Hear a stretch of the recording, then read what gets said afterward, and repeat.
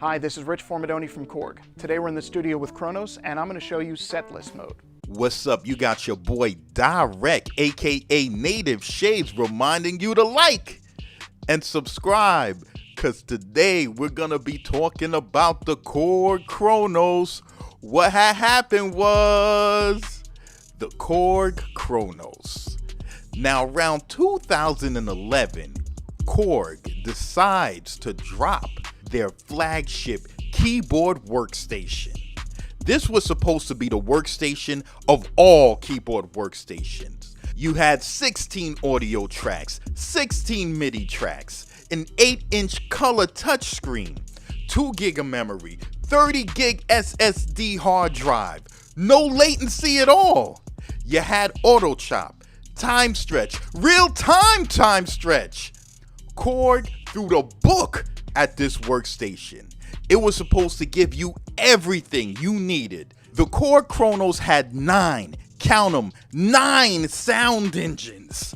They had the infamous MS-20 used by Daft Punk and the Gorillaz, or the world-known Poly 6. You ever heard this song? Turn your back on Mother Nature. Everybody wants to rule the world. Tears for Fears used the Poly 6. It has the synthesizers that gives them that. That joint is crazy. Or like my people from Philly would say, that joint is crazy. Most of the gear you have has one sound engine.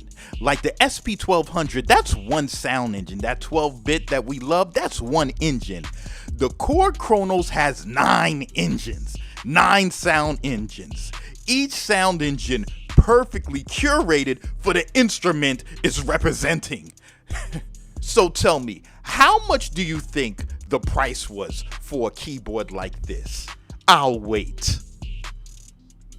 The Korg Kronos was about $3,700 to about $4,700, depending on the size of the keyboard you're getting. And also, if you brought their additional sample libraries, that'll run you about another $3,000. So altogether, you're looking at like 8 G's for a Kronos if you really wanted to get busy. This wasn't your bedroom producer, beat maker kind of keyboard. This was a keyboard for the working musician, somebody that does gigs, somebody that's in a band. So since 2011, the Kronos was basically the best keyboard out. Simply the best. You know what I'm saying? It was the creme de la creme. If anybody asked you, hey bro, what's the top keyboard I should get? They'd be like, well, if you can afford it, I'd pick up a Korg Kronos. And they'd be like, really? Oh, okay, I'll get one. How much is it? Yeah, it's about $4,000. I'd be like, oh, okay. I'll think about it, man. I'll come back and talk to you about the Kronos. Yeah, okay, whatever.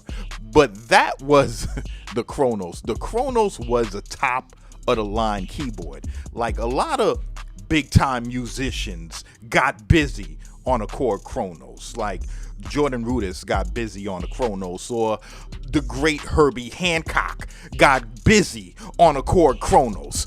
Herbie Hancock got so busy on the Kronos that Korg gave him a free one.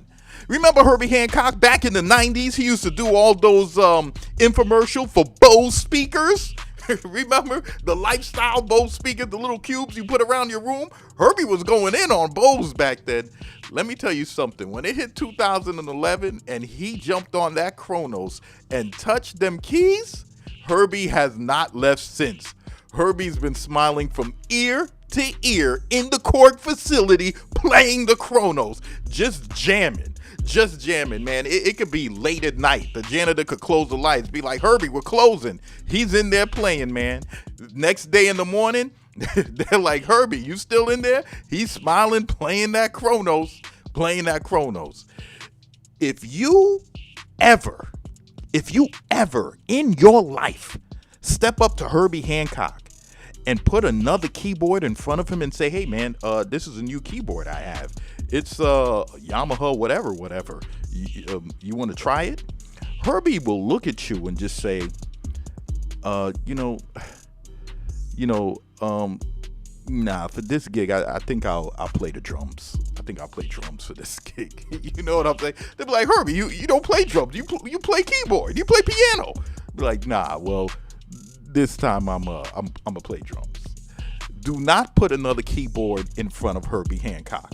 But I'm not mad at Herbie. He deserves a Kronos. He played with Miles Davis. The Korg Kronos really sounded awesome. And this was mainly due because of its modeling technology. Now you might say, hey Native Shades, what's modeling? Well, you see, the piece of gear that you have, or that most people have, has a sampling technology, meaning like the sounds in the gear that we usually have is a sample that we're playing back. But with the Korg Kronos, some of the synthesizers in this unit and some of the sound engines in this unit uses a modeling technology. So while in a sampling technology, if you press a key, you're just going to hear back a sample of a sound, of a piano sound or whatever. But in a modeling technology, when you press the key, an algorithm is generating a sound. Not only when you press the key, but how hard you press the key, how long you keep your finger on the key, the relationship from the key that you're pressing now and the last key you press. Like if there's some sort of like resonance or reverb still going on, it's creating an algorithm to create a particular sound for that key that you're pressing. Because of this, a lot of musicians love the Kronos because they say you get that real live sound. Like a piano sounds like a piano in the Kronos. A violin sounds like a violin in the Kronos because of this technology. Now, not everything was great with the Kronos. To be fair, the Kronos did have some negative sides. Like, one of the negative things about the Kronos was that Native Shades never owned a Korg Kronos. I'm just playing. But one of the negative things about the Korg Kronos was a lot of people felt it was too expensive. A lot of people felt the price was up there. Some folks complained about it. Some folks complained about the small touchscreen. It was about 8 inches. And, it's an okay size, but it could have been a little bit bigger. Sometimes it was kind of a little bit too small. And if you're trying to click some of those sections on there, you can miss them and things like that. And the Kronos was a little bit of menu diving. I mean, it really was a little bit of menu diving. If you was like, let's say, a beat maker, somebody that was used to just jumping on a machine and just going right at it, you probably wouldn't be the most comfortable just jumping into the Korg Kronos because you had to go through a couple of menus. The workflow on the Kronos was pretty smooth though. It was kind of like you would sample something. Like, let's say you sample your kicks in one track, snare on the other track, hi-hat on another track. So you got them going on in a sequence. Instead of saying how many bars you're doing in a sequence, they would ask you how many measures. So you'd have it go for like measure 1 to measure 4 or something like that. And you'd basically overdub it with whatever keys you're playing or synthesizer you're playing or whatever melody or bass that you're playing. Or you could actually use the machine kind of like a SP404 where you can loop everything. So you can sample everything as a loop. So you could sample a drum loop, you could create a melody and put that into a loop, create another bass melody, put that into a loop, and basically when you're holding the key down, it'll play the loop, and when you let the key go, the loop will stop. So now you can kind of program your beat or your sequence that way if you felt more comfortable with that way. So the Kronos really allowed you different ways to work the device.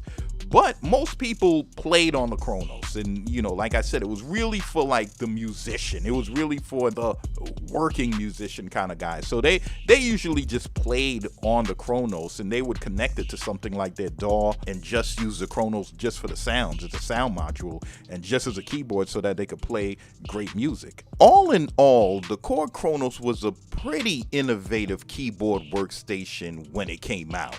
Since then, they came out with a Kronos X version, a Kronos 2 version, a Kronos LS version, all having a bigger hard drive, more legendary songs, a lighter key bed. Just new innovative stuff to make the Kronos name stand strong.